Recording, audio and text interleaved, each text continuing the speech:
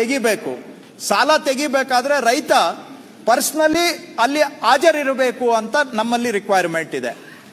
ಈಗ ಬ್ಯಾಂಕ್ನವ್ರು ಹೇಳಿದ್ದಾರೆ ಇವರು ಸಾಲ ಕಟ್ಟಿದ್ದಾರೆ, ಇವರು ಬೇಕಾಗಿ ಅಂತ ಹೇಳಿದ ಮೇಲೆ ರೈತ ಯಾಕೆ ಪರ್ಸ್ನಲಿ ಅಪಿಯರೆನ್ಸ್ ಆಗಬೇಕು?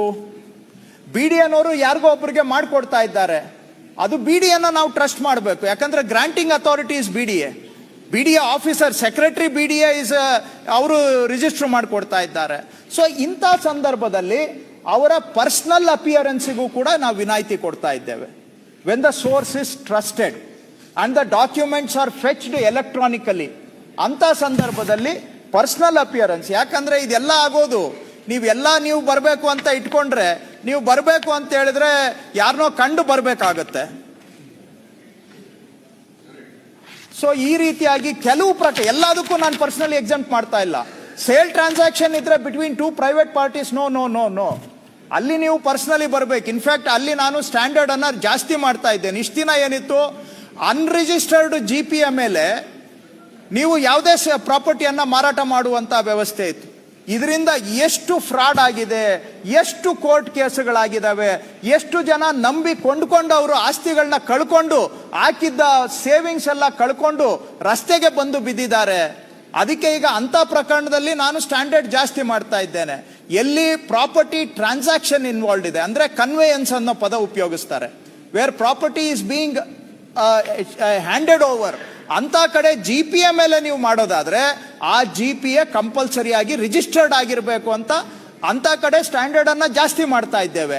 ಇಲ್ಲಿ ಇದು where the source is secure, ಅಂತ ಕಡೆ ನಾವು ಅದನ್ನ ಸರಳೀಕರಣ ಮಾಡುವಂತದನ್ನ ನಾವು ಮಾಡ್ತಾ ಇದ್ದೇವೆ ಅಧ್ಯಕ್ಷರೇ. ಸೊ ಇನ್ನ ಕೆಲವು ಹೋದ್ ಬಾರಿ ಒಂದೆರಡು ತಿದ್ದುಪಡಿಗಳನ್ನ ನಾವು ಮಾಡಿದ್ವಿ. ಅದು ಕೇಂದ್ರ ಸರ್ಕಾರ ಅಂದ್ರೆ ರಾಷ್ಟ್ರಪತಿಗಳ ಸಹಮತಿಗೆ ಕಳಿಸಿದಾಗ ಅವರು ಕೆಲವು ಸಣ್ಣ ಪುಟ್ಟ ಬದಲಾವಣೆಗಳನ್ನ ಮಾಡಲಿಕ್ಕೆ ಸಲಹೆ ಕೊಟ್ಟಿದ್ದಾರೆ. ಅವರ ಬದಲಾವಣೆಗಳನ್ನು ಕೂಡ ಇಲ್ಲಿ ಅಡಕ ಮಾಡಿಕೊಂಡಿದ್ದೇವೆ. ಈಗಾಗಲೇ ಉದಾಹರಣೆಗೆ, ಈಗ BBMP ಪ್ರಾಪರ್ಟಿ, ಯಾವುದೇ ಮುನ್ಸಿಪಾಲಿಟಿ ಪ್ರಾಪರ್ಟಿ, ಯಾವುದೇ ಗ್ರಾಮ ಪಂಚಾಯಿತಿ ಪ್ರಾಪರ್ಟಿ ಆದ್ರೆ ಮೊದಲೆಲ್ಲ ಈ ಪೇಪರ್ ಅಲ್ಲಿ ಖಾತಾ ತಗೊಂಡು ಬಂದ್ರೆ ನಾವು ನೋಂದಣಿ ಮಾಡ್ತಾ ಇದ್ವಿ. ಈಗ ಹೋದ ಸೆಪ್ಟೆಂಬರ್ ಇಂದ ಅದಕ್ಕೆ ಕಡಿವಾಣ ಹಾಕಿದ್ದೇವೆ.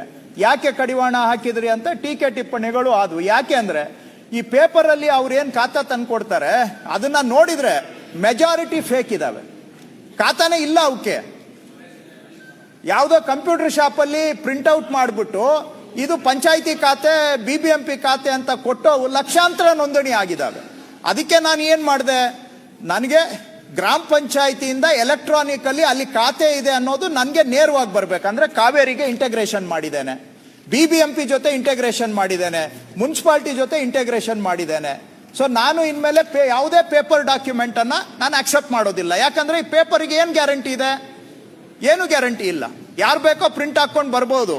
ಪ್ಲಸ್ ಹೈಕೋರ್ಟ್ ಏನ್ ಹೇಳುತ್ತೆ, ಯಾವುದೇ ದಾಖಲೆ ಸಬ್ ರಿಜಿಸ್ಟ್ರಾರ್ ಮುಂದೆ ಮಂಡಿಸಿದಾಗ ಅದನ್ನ ಸಬ್ ರಿಜಿಸ್ಟ್ರಾರು ವೆರಿಫೈ ಮಾಡುವ ಅವಶ್ಯಕತೆ ಇಲ್ಲ ಅಂತ ಹೇಳುತ್ತೆ ಹೈಕೋರ್ಟ್. ಸೊ ಇದು ಒಂದು ರೀತಿ ಕಾಕತಾಳೀಯ, ವೆರಿಫೈ ಮಾಡೋ ಹಂಗಿಲ್ಲ. ನೀವು ಅದೇನೋ ಹೇಳ್ತಾರಲ್ಲ, ನಾನು ಗಿಲ್ಲದಂಗ್ ಮಾಡ್ತೀನಿ ನೀನು ಹತ್ತಂಗ್ ಮಾಡು ಅಂತ, ಆ ಒಂದು ವ್ಯವಸ್ಥೆ ನಡೆದು ಬಂದಿತ್ತು.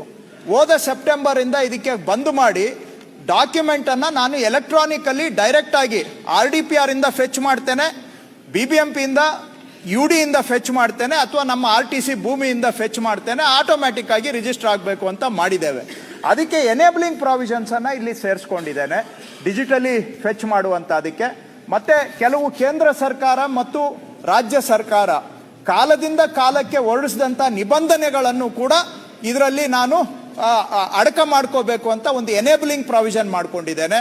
ಈಗ ನಮ್ಮ ರಾಜ್ಯದಲ್ಲಿ ಯಾವುದೇ ಒಂದು ಭೂಮಿ ಒಂದು ಸರ್ವೆ ನಂಬರ್ ಒಳಗಡೆ ನೀವು ಪಾರ್ಟ್ ಮಾರಬೇಕು ಅಂತ ಹೇಳಿದ್ರೆ, ಅಂದ್ರೆ ನಿಮ್ದು ಒಂದು ಸರ್ವೆ ನಂಬರ್ ಅಲ್ಲಿ ನಿಮ್ದು 10 ಎಕರೆ ಜಮೀನಿದೆ, 5 ಎಕರೆ ಮಾಡಬೇಕು ಅಂದ್ರೆ ನಾವು 11E ಸ್ಕೆಚ್ ಮಾಡಿಸ್ಕೊ ಬನ್ನಿ ಅಂತ ನಾವು ಹೇಳ್ತೇವೆ. ಸೊ 11E ಸ್ಕೆಚ್ ಇದನ್ನ ಕೆಲವರು ಪ್ರಶ್ನೆ, ಇದರಿಂದ ಇದು one of the best things Karnataka did. ಬಹಳ ಹಿಂದೆ ಮಾಡಿದ್ದಾರೆ ಅಧಿಕಾರಿಗಳು ಆಲೋಚನೆ ಮಾಡಿ 2011ರಲ್ಲೋ ಯಾವಾಗೋ 11E ಸ್ಕೆಚ್ ಅನ್ನ ಕಡ್ಡಾಯ ಮಾಡಿದ್ದು one of the best things Karnataka did. ಅದರಿಂದ ನಮ್ಮ ಲ್ಯಾಂಡ್ ರೆಕಾರ್ಡ್ಸ್ ಬೇರೆಯವ್ರಿಗಿಂತ ಎಷ್ಟೋ ಬೆಟರ್ ಇದೆ. ಆದ್ರೆ ಕೆಲವರು ಪ್ರಶ್ನೆ ಮಾಡಿದ್ದಾರೆ ಇದಕ್ಕೆ ಕಾನೂನಲ್ಲಿ ಅವಕಾಶ ಇಲ್ಲ ಅಂತ. ಕಾನೂನಲ್ಲಿ ಅವಕಾಶ ಮಾಡೋದ್ರ ಜೊತೆಗೆ ಎಗೇನ್ 11E ಸ್ಕೆಚ್ ಪೇಪರ್ ಅಲ್ಲಿ ಅಲ್ಲ, ಡಿಜಿಟಲಿ ನನಗೆ ಪುಷ್ ಆಗಬೇಕು ಅನ್ನುವಂಥ ಕೆಲವು ಎನೇಬಲಿಂಗ್ ಪ್ರಾವಿಷನ್ಸ್ ಅನ್ನ ತಗೊಂಡು ಬಂದಿದ್ದೇನೆ ಸಭಾಧ್ಯಕ್ಷರೇ. ಇದು ನೋಂದಣಿ ಪ್ರಕ್ರಿಯೆಯಲ್ಲಿ ನಾನು ಗಮನಿಸಿರುವ ಕೆಲವು ನ್ಯೂನತೆಗಳಿಗೆ ಪರಿಹಾರ ಕ್ರಮ. ಎಲ್ಲ ನ್ಯೂನತೆಗಳಿಗೂ ಅಲ್ಲ, ಇದು ನಾನು ಎವ್ರಿ ಸೆಷನ್ ಅಲ್ಲಿ ಅಥವಾ ಎವ್ರಿ ಆಲ್ಟರ್ನೇಟ್ ಸೆಷನ್ ಅಲ್ಲಿ ಹೆಜ್ಜೆ ಬದಲಾವಣೆಗಳು ತರ್ತಾ ಇದ್ದೇವೆ. ಸೊ ಅದರ ಮುಂದುವರೆದ ಭಾಗ ಅಂತ ನಾನು ಇದನ್ನ ಹೇಳ್ಬೋದು. ಇದರಿಂದ ಎಲ್ಲ ಸಾಲ್ವ್ ಆಗುತ್ತಾ? ಖಂಡಿತ ಸಾಲ್ವ್ ಆಗಲ್ಲ. ಬಟ್ ಡೆಫಿನೆಟ್ಲಿ ನಾವು ದೃಢವಾಗಿ 1 ಹೆಜ್ಜೆ 2 ಹೆಜ್ಜೆ 3 ಹೆಜ್ಜೆ ಮುಂದೆ ಇಡ್ತಾ ಇದ್ದೇವೆ. ಇದನ್ನ ಇನ್ನಷ್ಟು ಜನಸ್ನೇಹಿಯಾಗಿ ಮಾಡ್ತಕ್ಕಂಥ ಕ್ರಮಗಳು ಇದರಲ್ಲಿ ಅಡಕವಾಗಿದೆ. ಇದಕ್ಕೆ ಒಪ್ಪಿಗೆ ಕೊಡಬೇಕು ಅಂತ ಮತ್ತೊಮ್ಮೆ ಸದನವನ್ನು ಕೋರುತ್ತೇನೆ.